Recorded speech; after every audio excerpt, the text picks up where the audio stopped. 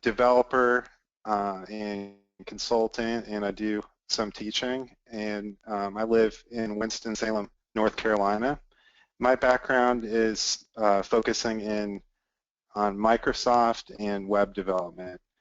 I have 2.5 years working with the Infowise product, and I have been able to develop some really neat solutions. So I'm in a unique position. I'm both a customer of Infowise, and I work for them as well. So I'm definitely a very avid supporter of the software. I really like it a lot. And I'll try to share with you some reasons that I've had success with the software during our call today.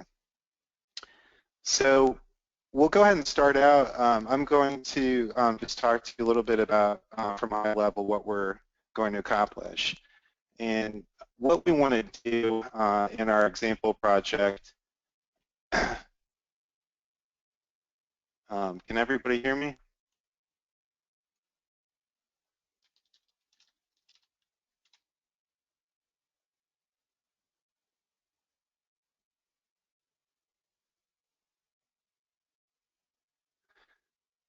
So what we're going to do is start out with show you how to implement the user-facing workflow, and then we're going to demonstrate how to do some of the rules for that. We're going to look at email alerts using Infowise, and then we'll set up logging and validation.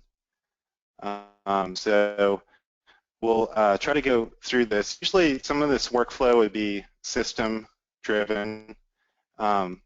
So I'll just go through an example. So to start out, I'm going to create an example project, and this will be just to show you some of the functionality that we're going to have. So what we have here is the projects tool, and I'm just going to put in some dummy information to start out.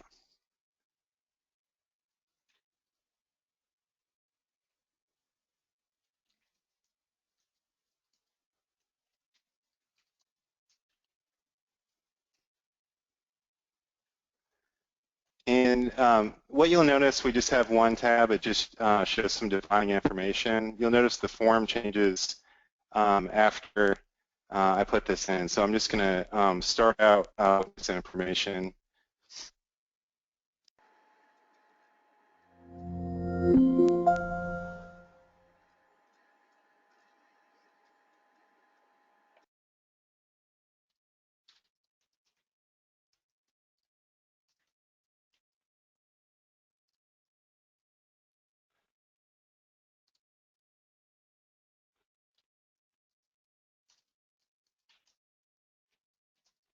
Okay, so this is just some basic defining information for a project tool. This could include any kind of information you would want. So that's the new form. Once this is created, I'm going to go in here and we're going to see how things look different in the edit form. So on the dashboard, you're going to see a list of our projects. So the one we're working with today, you can see we have a project. The ID is auto-generated, and what we'll do is go ahead and take a look at this. This is going to be the focus of our presentation, the workflow section. In your meeting event, you saw we're going to talk about how to do a user-facing workflow. So this is a form that's presented to the user. It lets them have the ability to change the state of the project from the user interface. So in our case, we're using 5 different project states. We have a draft, in progress, hold, canceled, or complete. And then we're going to see user interface updates depending on which action we select. So we're going to demonstrate that a little bit. You can tell that we have different tabs showing now that we're in the edit form. So I can toggle to those. And then also we have history logging to show a record of these updates that are being made in the system. So to start out, we're just going to do a quick workflow. I'm going to set this in progress, and I'll put in a note here as well.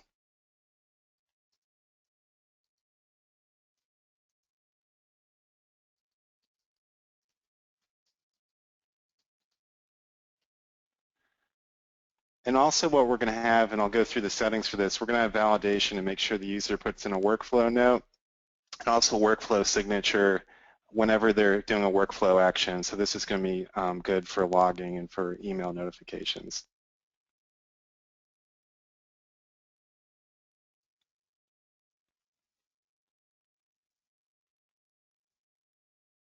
Okay, so that's saving. You see that the status changes on the dashboard. We're using the Infowise color indicator to show that change in status. And another thing that we're going to look at, we have email alerts that are going to go out, which help us to see what's going on. You know, it basically notifies the user. So this is an example of what one of those email alerts might look like in the system. So that shows you kind of the product that we're generating.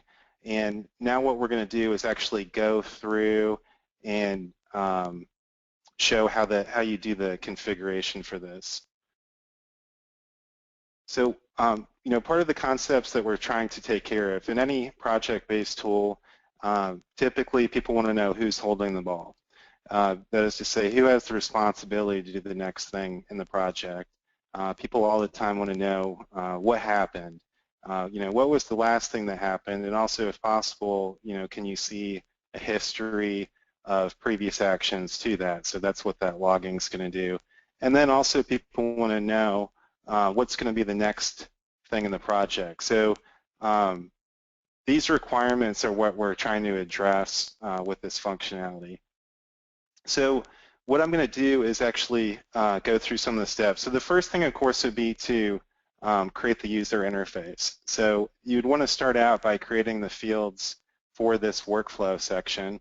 And what we have here is a Infowise color choice field, and you can pick an icon according to whatever states you choose. And you can use anything. I have example ones that I've used here. And for these fields, these are going to be updated by the actions we're going to set up in the system. So we're going to want to set these read-only. I'll show how to do that in a minute. And then we want a drop-down picker for the workflow action. So the choices would be set to and the various states, and then also you want a default option, which is just going to say select. And we'll use that in some of the validation to determine whether the user has picked a workflow action. So what you want to do is go into the list and you go into the field settings and you can create those fields. Now once you've actually created those fields, what you're going to want to do is to change the column permissions to make sure that you get the user interface that you expect. We just mentioned that some of those fields should be read-only. So for example, the workflow message is updated by the system. The status is updated by the system. And also we need to consider whether it's for the new or edit form. So you notice that on the new form we don't show any workflow actions. We're just trying to collect the initial information, and then after that point we want to show those fields. So you want to make adjustments.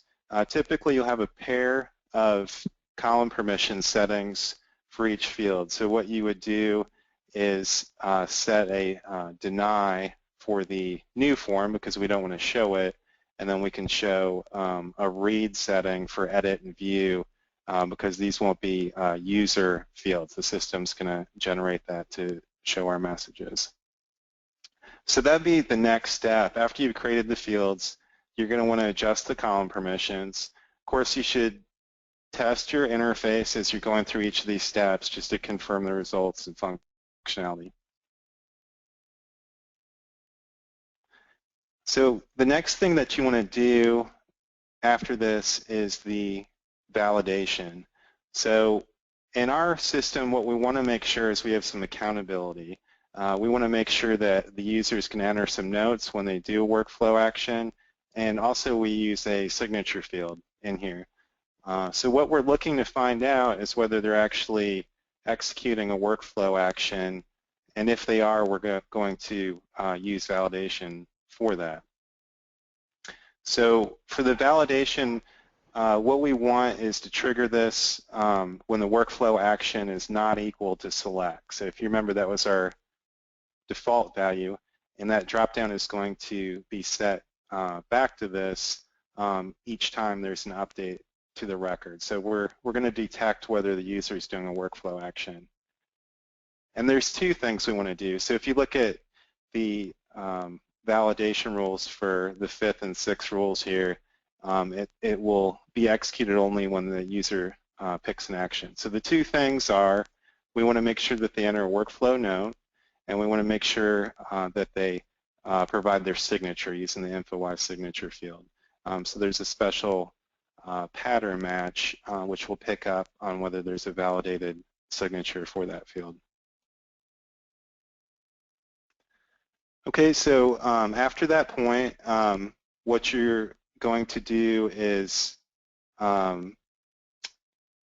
look with the column permissions. Once those are set, you're going to also want to validate the tab settings. So for the tabs, we want our workflow section to be the first tab. Of course, this is not going to show up because of the other rules that we set on the add form. None of those fields are allowed to show, and therefore that workflow section is going to be hidden until we get to the edit form. After that point, we want the user to always see this section first. Remember that it provides two kinds of functionality. One, it's providing updates to the user to show them whatever the most recent workflow action was, but it's also giving the functionality to trigger changes to the state of the project. So you can see we also use a rule to hide this for the new form and then make this available on the edit and view.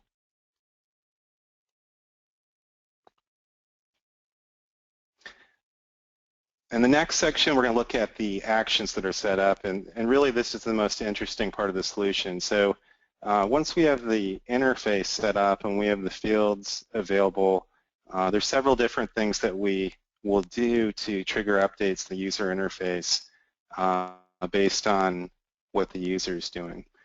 So I'll just give an overview of some of these settings and explain how this should be set up. For the workflow message and history, when we very first create the project, really we're just looking for some default settings. So you can see that the update list item, this is a commonly used Infowise smart action. This is going to just go ahead and write some information in these fields when the project is started. So for this one, it's static information, and really we just want to put in a workflow message and history log for that very first creation of the project. We do use a special field to track the current date. That's not necessarily used for our user-facing workflow, but it helps us keep up on information and could play into this. I'll talk about that later. And then really the key part of our actions is in responding to those actions selected by the user. So in your tool, depending on the states that you select for your project, you're going to have a corresponding update action for each one. And in each of those update actions, you will want to create multiple settings for that. So what we're looking for is when the workflow action is equal to those values. So we'll look at an example. I won't go through every one. They all follow the same pattern, but when the user, in this case, sets to draft, there is a series of things that we want to do. The first one is that we want to change the status. So that's that very first indicator field. So in all of these actions, when the user elects to set to the various states, we're going to have the tool update that status based on their action. They are to provide a workflow note. We're going to highlight that in yellow, and you'll notice that in some cases there are some formatting adjustments in here, and this really can help to make the interface and the updates be more eye-catching and look more attractive. And to get that extra formatting really only takes a little bit of an adjustment with some extra HTML and CSS. So for users who have familiarity with just basic HTML, you should be comfortable with this. Really all we're doing, rather than, for example, just put the content of the workflow note field, we're going to just wrap it with a span tag so that we can get some highlighting. And it'll just make it look more eye-catching in the interface. So really that method can be used on a lot of things. So in these areas where you see the highlighting, that's all that's going on here is there's a little bit of extra HTML. One note about that, these fields that are being written to do need to be set up as rich text fields, and that way they're going to render the HTML that you're putting in. Okay, so the last workflow user, we just reference an Infowise variable, which is the current user, and that'll just show whoever is logged in and took the action. We get a date stamp by just using the Infowise now variable. And then the workflow message is an extra functionality just to help your user. And what it will do is give them a message, tell them what is the next step, what should be the next thing that happens. So it's just another way to make things a little bit more user-friendly and to explain the current state of the project. And then for all these, very often you use this ID equals ID, and it just makes sure that it applies it to the current record. So that set of rules, that pattern is going to be used for each state. We were just looking at the one for draft, but you would come up with an appropriate message for each of them. So you do this for, in our example, for in progress, hold, cancel, and complete. The next thing that happens, we're doing a history log, and this is something you can add only really for a small amount of effort. So if you add a rich HTML field, what you can do is continually append information to a field in this history section, and in this way keep a log, a running log of these updates to the project. So if I go in here, what you're going to see is, like I showed in the other example, there's some very light HTML and CSS formatting, and it makes an entry. And what's interesting, if you notice at the very end of all this code, is that it's actually prepending this to the existing data. So what happens is it keeps on prepending information so that entire log will be preserved as you go along. So it'll just keep growing. So this works really nicely, and again, it's just giving the user more information on what's going on. So that's how your history log is going to be taken care of. So the next thing is that we need to reset those drop-downs. We want that to be reset each time. So that workflow action, we want it to go back to that default select setting, and that workflow note that the user enters, we want to clear that out. So these are very simple. It just resets. These two rules just reset those back to their original state so that it can be used again. And then some of these other rules are additional things for some other demonstrations we do. So these aren't necessarily related to the project I'm doing. Okay, so that's the action setting. Some of these are covered in some of the training material on the Infowise site. And of course, we can provide some guidance. If you have questions on some of these things that we're talking about, please enter a question in the chat, and we'll even stay on after the call in the chat session to take your questions and follow up and give you information on this. So the last thing I wanted to talk about in terms of the functionality setup, email alerts with Infowise are really nice. So we have a lot of flexibility, and we can define templates, and we can come up with rules to handle all types of conditions. So to get to those email alerts, what you want to do is go to the SharePoint ribbon menu and click on the Add Alert icon. In our case, we just have one that's really easy to set up. What we want to do is respond whenever there is a workflow action in a project, and we want to basically send an email update, and we can change who that's to. So I'll show you how I have mine set up.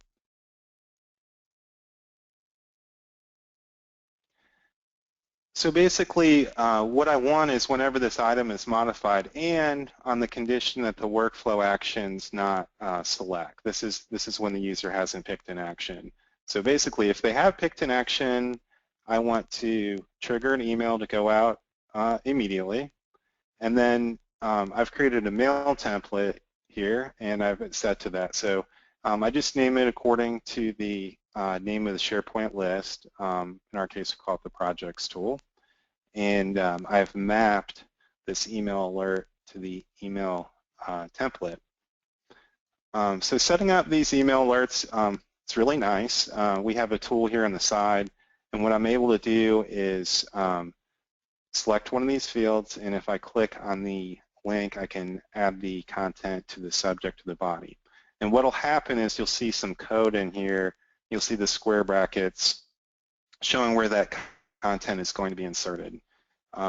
It is important to include the key information in the subject line. Oftentimes with these email alerts, people like to create a rule in Outlook, for example, and that's going to allow them to have those go to the folder. You know, some folks might not want to have all those email alerts flood their inbox.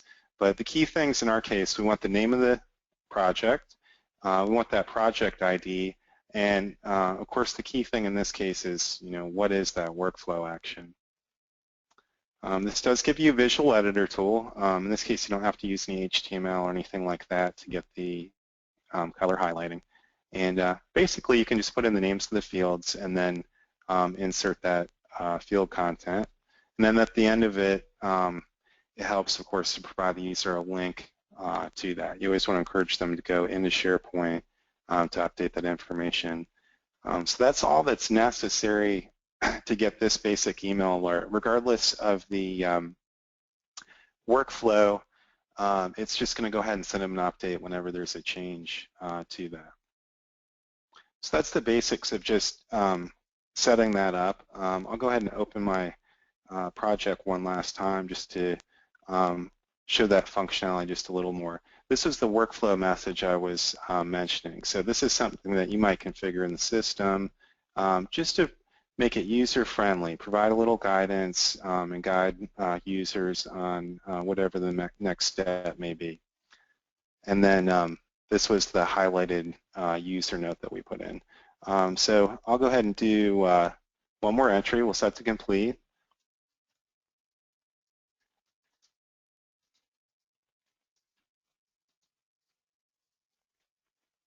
I did want to show if I try to submit this without a signature, it's going to stop me.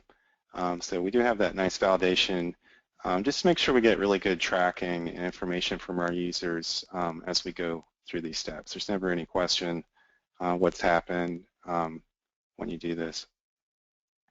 So you can see that status automatically changed to complete. We'll take one more look at that history log. If I go into that section, you can see these stacked entries. So this is really good. I can always see a history of everything that's happened with this project from start to finish. It's going to show it as it goes through the various steps in the process. So that's the basic functionality. From what you saw demonstrated in the call, all of this could be done with almost no code. Really the only code that I had in here was a little bit of CSS and HTML just to wrap some of those messages to make it look a little bit more interesting. But it's all done through the SharePoint user interface. And really you could create a complex state machine. We just had 5 different project states in this case, but in some cases you could have a lot. You could have a dozen, and you can handle very complex conditions using this functionality. And just before I wrap up, what I want to talk about is just a few other considerations. When you implement this type of functionality, it really opens the door to other opportunities in terms of what you might do with the tool.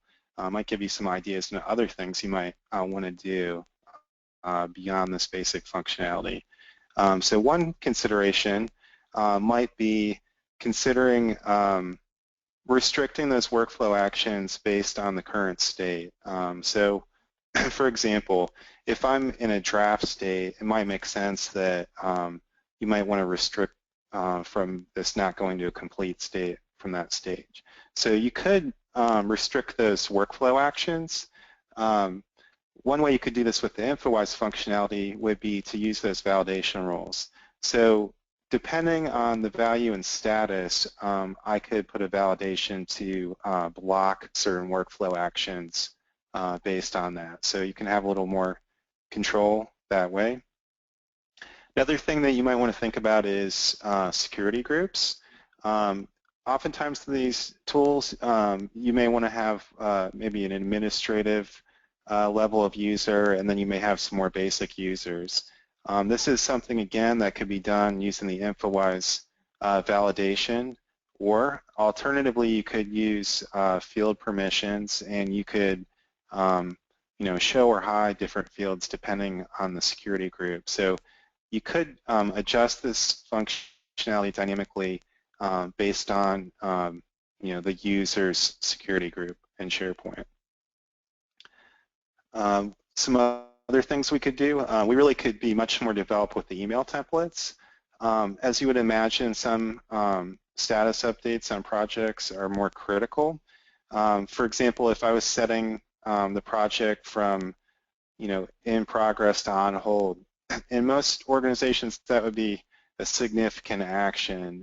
Maybe that certain managers need to know about that. Really need to get people's attention. So it probably makes sense to have a different email alert for each of the different statuses, and in some cases you need to notify more people and you need to be a little bit louder in terms of getting people's attention for that.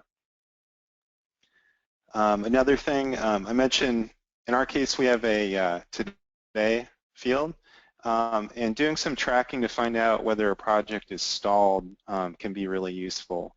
Usually in situations where you have a project like this where it goes through a series of stages, moving from start to finish, oftentimes there can be a bottleneck. You can have a user who's late to provide a signature or late to make an update, or it could just be that in general the project gets forgotten about. And in those situations, you may want the system to automatically generate an email just to give a heads up and say, this project is stalled. So using this today field, you can do that.